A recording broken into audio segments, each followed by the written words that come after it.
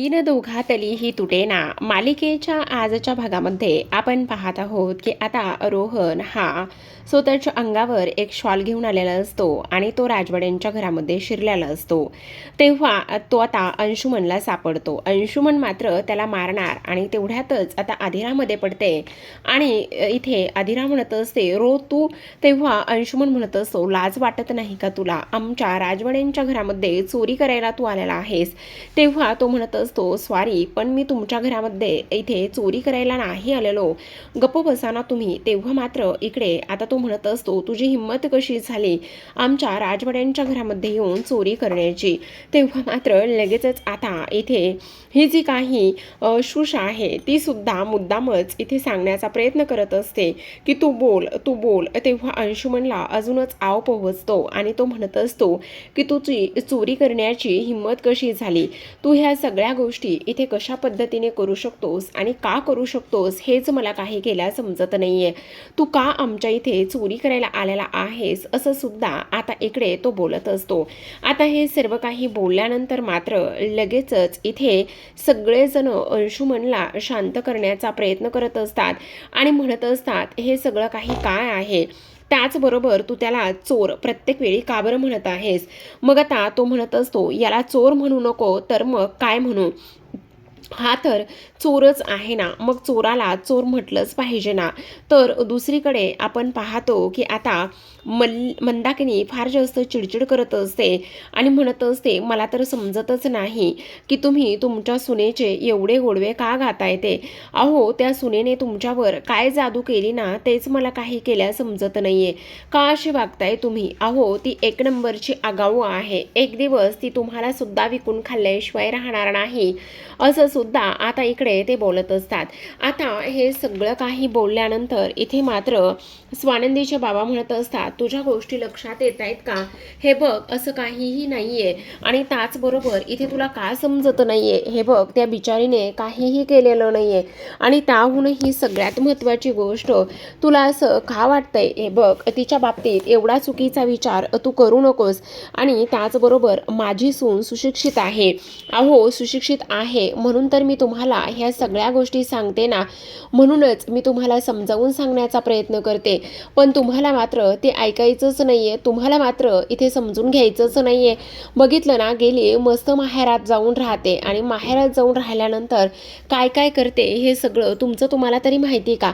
एक दिवस ती सून ना आपल्या घराला इकडे तोडून टाकणार आहे असं सुद्धा ती बोलत असते। तेव्हा स्वानंदीचे बाबा म्हणत असतात असं अजिबातच ती करणार नाहीये, कारण ती ना सुशिक्षित आहे आणि सुशिक्षित मुली खूप चांगल्या वागतात, खूप काही गोष्टी चांगल्या करतात असं सुद्धा आता इकडे ते बोलत असतात। तेव्हा मात्र इथे आता लगेचच ती म्हणत असते तुम्हाला एक दिवस सगळं तुमच्या नजरेसमोर झाल्यावर मगच कळणार आहे की ती कशी आहे आणि काय आहे म्हणून, पण तुम्हाला मात्र मी काय सांगते काय नाही ह्या सगळ्या गोष्टी अजिबातच समजत नाही असं सुद्धा आता इथे ती बोलत असते।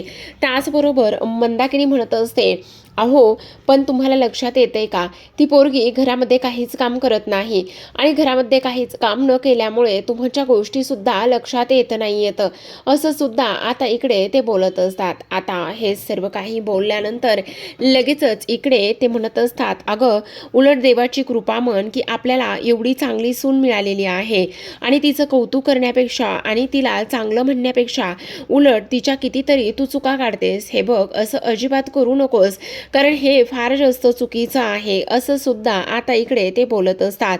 तेव्हा मात्र ती म्हणत असते हो का, तुम्ही मात्र मलाच इथे जे काही बोलायचं आहे ना ते बोला, तुम्हाला माझ्यापेक्षा इथे दुसरं कोणी दिसतच नाहीये।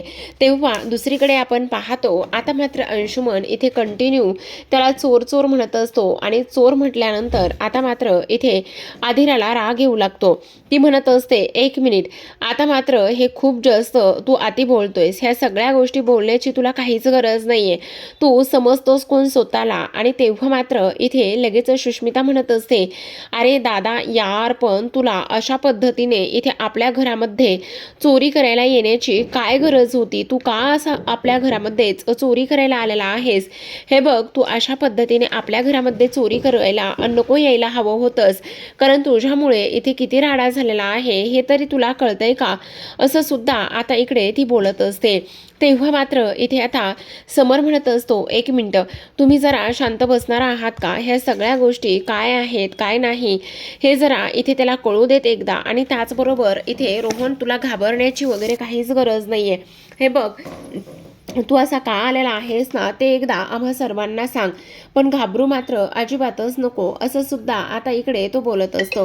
त्याच वेळेला आता इकडे आपण पाहतो की आता स्वानंदी सुद्धा म्हणत असते, हो मला एक गोष्ट सांग की हे सगळं काही काय आहे? तू अशा पद्धतीने इथे का बरं आलेला आहेस?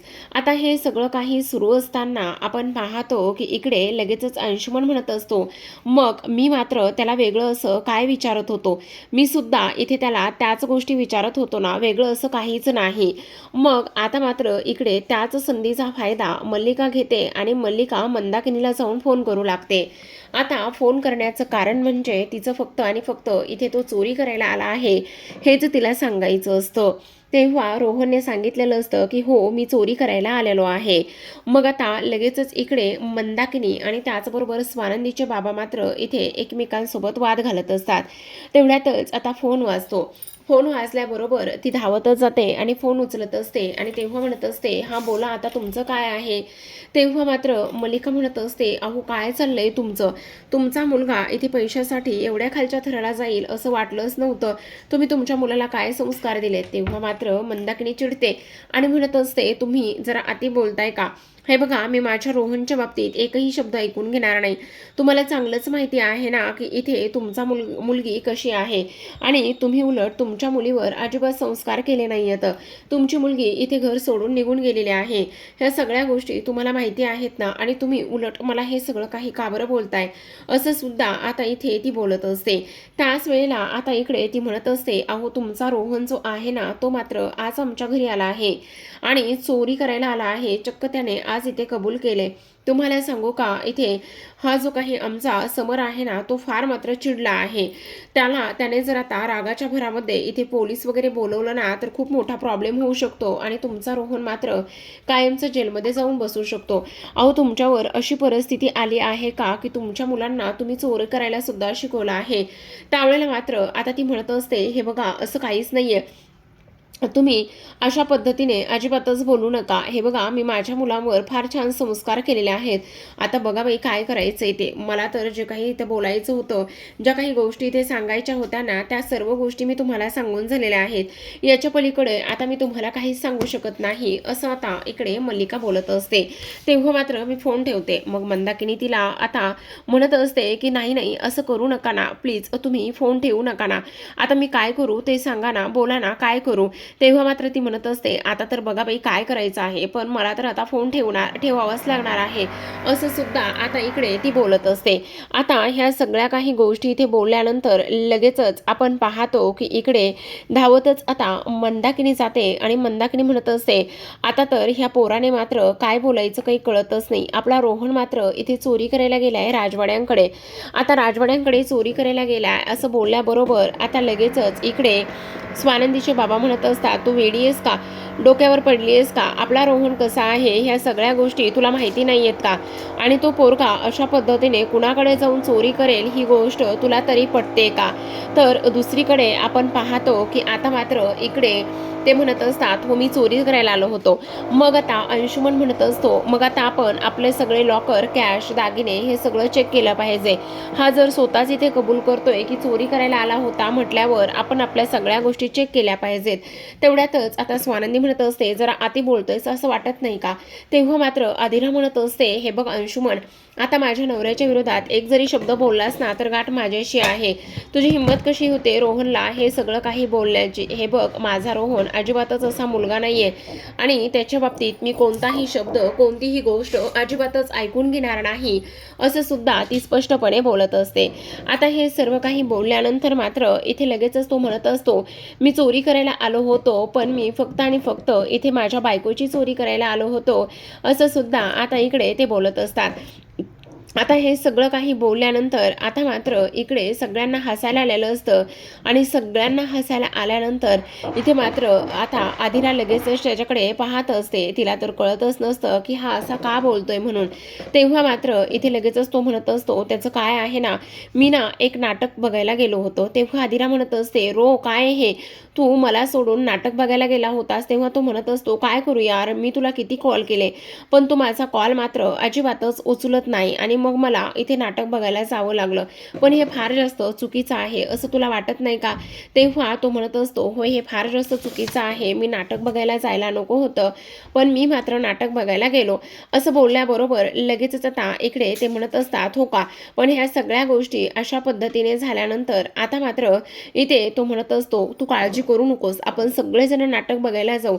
आणि तेव्हा खरं सांगू का, माझं मात्र फारच जास्त चुकलेलं आहे, मी अशा पद्धतीने वागायला नको होतं असं सुद्धा आता इकडे तो बोलत असतो. आणि हे सगळं काही बोलल्यानंतर आता मात्र आपण पाहतो की लगेचच इकडे रोहन तिच्या समोर जाऊन उभा राहतो आणि रोहन समोर जाऊन उभा राहिल्यानंतर इथे आता तो स्वारी म्हणत असतो आणि स्वारी म्हटल्यानंतर लगेचच इकडे मात्र आधिरा म्हणत असते, वा वा वा वा, खरं पाहायला गेलं तर रोहन इथे तुम्हाला नक्की नाटक बघायला नेणार आहेस ना? तेव्हा मात्र तो म्हणत असतो, हो मी नक्कीच तुला नाटक बघायला घेऊन जाणार आहे, आपण सगळेजण नाटक बघायला जाऊ. अरे पण त्या नाटकाचं नाव तरी काय आहे ते तरी सांग. तेव्हा मात्र तो म्हणत असतो, त्या नाटकाचं नाव आहे लग्न पंचमी.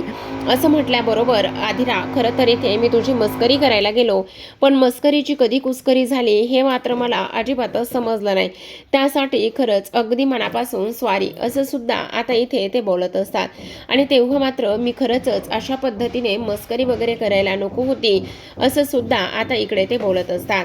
तेव्हा मात्र आधिरा लगेच मिठी मारत असते आणि रोहन मात्र कान पकडत असतो आणि लगेचच मिठ्या मारायला सुरुवात करत असतो. आणि त्याचबरोबर इथे उठाबशा काढत असताना आता ती म्हणत असते, बाद झालं आता. तेव्हा आता इथे समर म्हणत असतो, खरं तर तुमच्या दोघांचं नातं सगळ्यांना माहिती आहे कसं आहे ते, पण आजूबाजूला सुद्धा इथे आम्ही आहोत याचं जरा भान ठेवा. असं म्हटल्याबरोबर आता आपण पाहतो की इकडे लगेचच ती म्हणत असते की मी सुद्धा आता इकडे येणारच होते, मी सुद्धा इकडे तुला सोडून राहणारच नव्हते, मी सुद्धा तुला सोडून कशी काय राहणार. असं बोलल्याबरोबर आता मात्र तो म्हणत असतो, ठीक आहे आपण मात्र लगेचच जायचं का? असं म्हटल्याबरोबर ती म्हणत असते, ठीक आहे मी ताबडतोब आवरून लगेचच येते. मग ताबडतोब आवरून लगेचच येते म्हटल्याबरोबर आता रोहन म्हणत असतो, हो अगदी बरोबर बोलतेस तू. तेव्हा आता इकडे स्वानंदीला फार आनंद झालेला असतो पण मल्लिका म्हणत असते, अरे तू तिला घ्यायला आलायस खरा पण मला एक गोष्ट सांग, तिला तुझ्याबरोबर यायचं आहे का हे मात्र तू अजिबात तिला विचार एकदा. तेव्हा